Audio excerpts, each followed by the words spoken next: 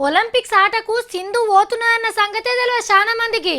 ఎప్పుడు పోయిందో, ఏ విమానం ఎక్కిందో, ఆడెప్పుడు దిగిందో, ఏ హోటల్లో తిన్నదో, ఎన్ని తిప్పలు పడ్డదో ఎవ్వరికి తెలియదు. అదే సింధు మళ్ళీ హైదరాబాద్లో అడుగుపెట్టేసరికి మొత్తం తరిగే మారిపోయింది. ఒక్క విజయం మనిషికి ఎంతటి గుర్తింపు తెస్తుంది అనేదానికి సింధుని ఎదుర్కొన్న తీరే సాక్ష్యం. సింధు, నువ్వు గ్రేటు, సూపర్. ఎండికొండకు ఏమన్నేల్కని చెప్పిండ్రా? గాలి మోటార్ల డిపోకు పోయి 2 తెలుగు రాష్ట్రాల మంత్రులు సింధుని ఎదుర్కొన్నారు. ఇక ఆడికెళ్ళి సురువైంది చూడుండ్రి జూలూస్. నా సామిరంగా తొవ మొత్తం ధూమ్ తడాకే.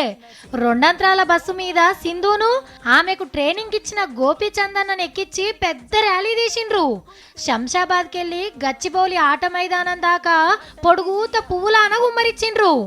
దేశం ఇలువ కాపన్న తెలంగాణ బిడ్డకు జనం జేజేలు వల్కిండ్రు.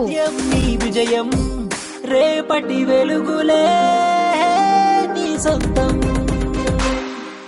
పగటాళ్లకు పెద్ద మీటింగ్ పెట్టి డోలు దెబ్బ పేరణి డాన్సులతోని మురిపించినాక గురు శిష్యులకు శాల్వాలు కప్పి సన్మానం చేసిండ్రు. బేటీ బచావో అనేది ఈరోజు ఆ బేటీలు ఇద్దరు, ఒక సింధు, ఒక సాక్షి మాలిక్ మొత్తం భారతదేశాన్ని బచాయించింది మాట వాస్తవం. డెఫినెట్ గా ఇంకా ముందుగా ఇంకా ఎన్నో గెలుచుకుని ఇంకా మీ ముందు ఉంటానని అనుకుంటున్నాను. Thank you. All the best Sindhu. ఇక బుజ్జమ్మతోని సెల్ఫీ పోటోలు దిగదందుకు ఫ్యాన్స్ ఎగబడ్డరు. వెనక సిరి చక్కగా పోయి కేసీఆర్ సార్ని కలిసింది. దునియా ఆటల పండగల గెలిచి దేశం ఇలువను కాపాడిన సింధును సీఎం సారు మస్తు తారీఫ్ చేసిండు. సింధుకు 5 కోట్ల రూపాయలు, 1000 గజాల ఇంటి జాగనిచ్చిండు. గోపీచందన్నకు కూడా 1 కోటి రూపాయలు ఇచ్చిండు. జాతి గౌరవాన్ని విశ్వమంతటికి చాటిన తెలుగు తేజమా. అటెంక గవర్నర్ సారోళ్ళ ఇంటికి పోయి ఆడ పండగ లెక్కనే చేసిండ్రు.